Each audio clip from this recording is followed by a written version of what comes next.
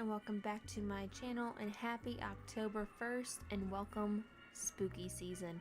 Let's get the season started right with some Black Cat chocolate covered Oreos. So let's get started. I got this mold from Michael's and I'm going to be using some double stuffed Oreos because no other Oreos exist in my brain.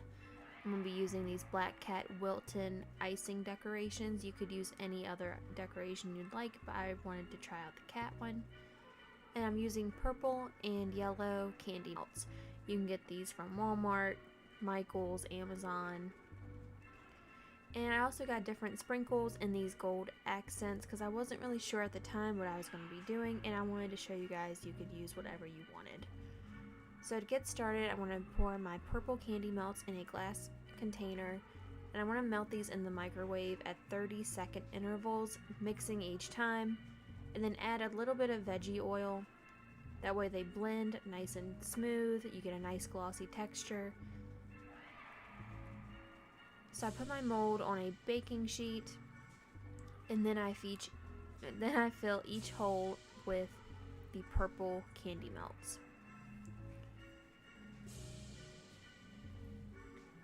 Once you fill them, you're going to shake them. This is why the baking sheet comes in handy. This is going to get out all the air bubbles and make your chocolate nice and even and leveled. Once you do this and all your chocolate is set, nice and leveled, you're going to put one Oreo in each filling. Now this mold is a little too big for chocolate covered Oreos. So if you get this mold from Michael's, you are going to be having a lot of chocolate on your Oreos. So if you're not that big of a chocolate person, or just a little too much sugar for you, you might want to order a smaller mold, maybe off of Amazon. This is the only mold I could find locally that you didn't have to order, so I just went ahead and used it. That way, I figured it'd be a little more accessible to everybody, but you could find a smaller mold if you'd like. So you're just going to get more of those candy melts and you're going to cover those Oreos. Once you get them all covered, you're going to put them in the fridge and let them set until the chocolate gets nice and hard. Once it's set, since this is a silicone mold, it should be able to pop out with no problem. Just be easy with it. You don't want anything to break or crack. And then once you pop them out, I just ran my finger over the edge like so.